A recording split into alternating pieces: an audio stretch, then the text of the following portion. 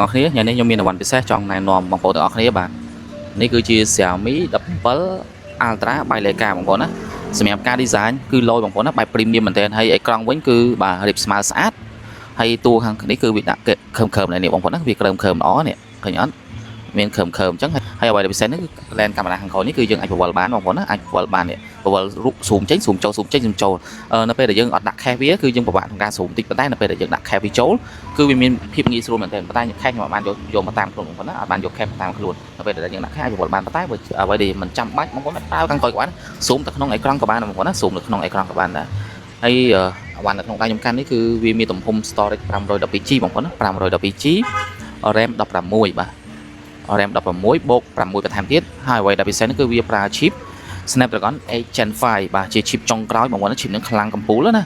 ហើយសម្រាប់ CPU វាទេ Ultra Core Max 4.6 GHz អូធំមកខ្លាំងណាស់បងប្អូនណាខ្លាំងមែនតើអ្វីដែលពិសេសនេះគឺ design បងប្អូនមើល interface របស់វា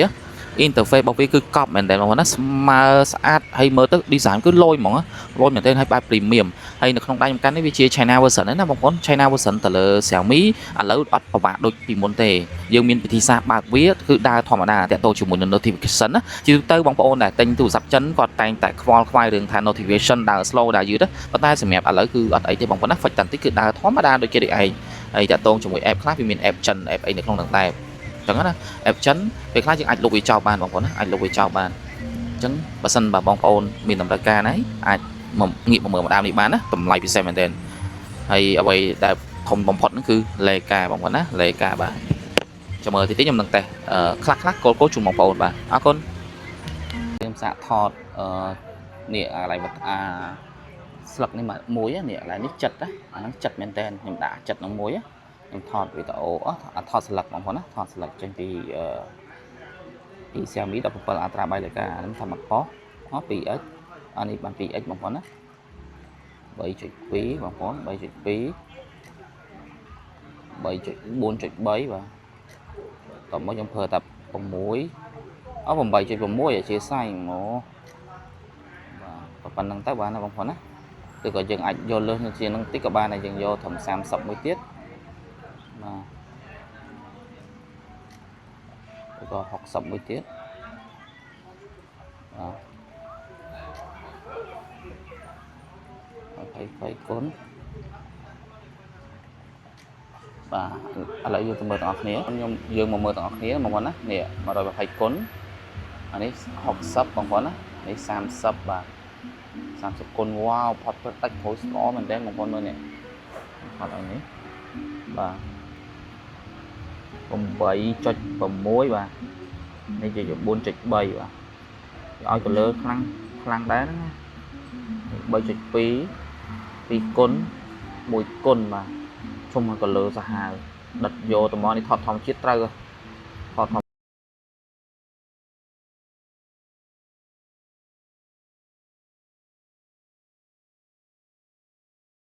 ឡូវមកតេស្ត zoom ពូភ្លើងខាងលើមួយបងប្អូនណា zoom ពូភ្លើងខាងលើមួយឥឡូវខ្ញុំប្រើជាសាយខ្ញុំប្រើlens ទលាយខ្ញុំប្រើ1គុណតោះមកខ្ញុំប្រើ2គុណ 2.3 4.3 8.6 បាទខ្ញុំប្រើនៅក្នុងដែលគេ set ឲ្យតោះមកខ្ញុំ zoom ដល់កម្រិតដាក់ខ្ពស់ហ្មង30បងប្អូនណា30ដល់មកខ្ញុំដាក់60បាទ120គុណបងប្អូនណា120គុណឥឡូវយើងចូលមើលទាំងអស់គ្នាមើលរូបមិញទាំងអស់គ្នាបងប្អូនរូបនេះឃើញទេបងប្អូនណានេះ120នេះសាច់គ្រាប់ពូលបងប្អូនណាគ្រាប់ពូខាងក្នុងនេះប្រភេទ LED ខាងក្នុងអានេះ60បងប្អូន60បាទថតនោះឃើញក្អែឃើញអីទាំងអស់បងប្អូនណាអានេះ30បាទអានេះ8.6 នេះក៏ 4.3 បងប្អូនណាអូថតដែរបងប្អូនណាថតលើកញ្ចក់ថ្លាអញ្ចឹងណាវាតែងតែផ្លាដាច់កាត់អត់ស្អាតប៉ុន្តែសម្រាប់Xiaomi 17គឺកាត់ស្អាតមែនទែនបាទមួយទៀតបងប្អូនណាពីអានេះវា 3.2 បងប្អូនណា 2x នេះមកគុណលេនតលាយបងប្អូនណាលេនតលាយ lên tờ lê con này ô nhẹ sạch nó tập sẽ đi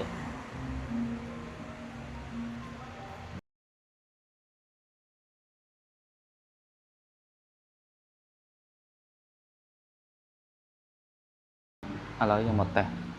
tay nó hàng từ vô ngang bộ bóng nó vô lơ vô từ bộ rồi lấy ở bên này té vô bên là lại tay chùm bằng phốn mà tay mà rồi con chùm bằng phốn và lấy trong tay lỡ bằng nó từ vô là lơ tôi nhìn tay bằng nó còn mố dương họ bị chập sân mà đợi cho mốt vào ô tô chạm tinh bằng phó lẹ sấn là mình chập sạt đá mà chập sạt đá mang tiếp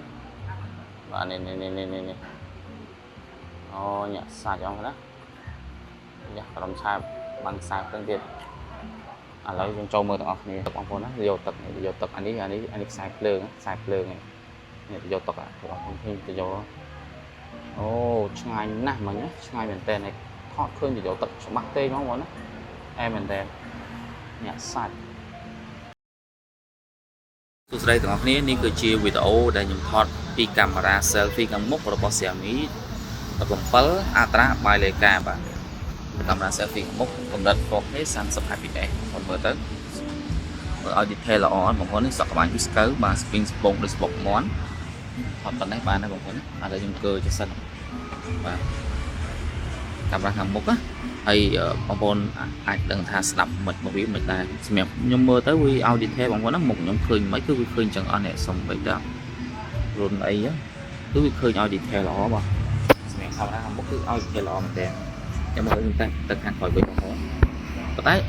តែដូចជាកាមេរ៉ារបស់ Xiaomi ដូចជាអាចឆ្លាស់lênទៅក្រោយបានណាបងប្អូនឥឡូវយើងឆ្លាស់ទៅdirect យកហ្មងបាទនេះគឺខ្ញុំឆ្លាស់ទៅlênខាងក្រោយវិញបងប្អូនណា 4K 30 fps និយាយចំគឺយើងកំពុងតែថត 4K 30 ហ្នឹងគឺយើងអាចឆ្លាស់lênបានណាបងប្អូនណាយើងចង់ដឹងតែយើងវាអាចស៊ូមបានប្រហែលដែរសម្រាប់វីដេអូរបស់វាបាទអូអ្វីដែលពិសេសនេះគឺវីដេអូខាងក្រោយអាចស៊ូមបានដល់រហូតដល់30គុណណាបងប្អូនស៊ូមរហូតដល់30គុណណា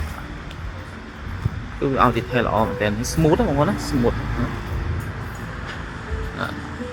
ស៊ូមហាក់30គុណណាកាមេរ៉ាខាងក្រោយវីដេអូរបស់វានេះបងប្អូនណា wow នេះសាច់អត់ទេឥឡូវខ្ញុំយកកាមេរ៉ាខាងក្រោយនោះមក selfie ខ្ញុំវិញនេះខ្ញុំថតចេញពីកាមេរ៉ាខាងក្រោយបាទតែខ្ញុំយកមក selfie ខ្ញុំបងនៅមិនដែរខ្ញុំដាក់មួយគុណវិញបងប្អូនណាដាក់មួយគុណវិញនេះ selfie កាមេរ៉ាខាងក្រោយដាក់មួយគុណបងប្អូនមើលទៅមិនដែរសម្រាប់គុណភាពហើយខ្ញុំគិតថាគុណភាពខាងក្រោយទូ 4M ដែរបងប្អូនណាអែមដែរអ្នកសាច់ឥឡូវខ្ញុំបែរទៅវិញឥឡូវខ្ញុំងាកចុះងាកឡើងបងប្អូនណាវីដេអូវា portrait ឲ្យល្អតែចំគឺវាឲ្យងាកតែចិត្តតិចគឺឲ្យដាច់ portrait លោហ្មងបងប្អូនណាដាក់ដៃគឺវាចាប់អូខេទាំង slow តិចបងប្អូនណាខ្ញុំយឺតតិចខ្ញុំចាប់យឺតតិចប៉ុន្តែបងប្អូនណាទទួលយកបានបងប្អូនណាឃើញអត់បាទខាងក្រោយអែមប៉ុន្តែមកអែមប្រហែលថតទាំងអស់ហើយបងប្អូន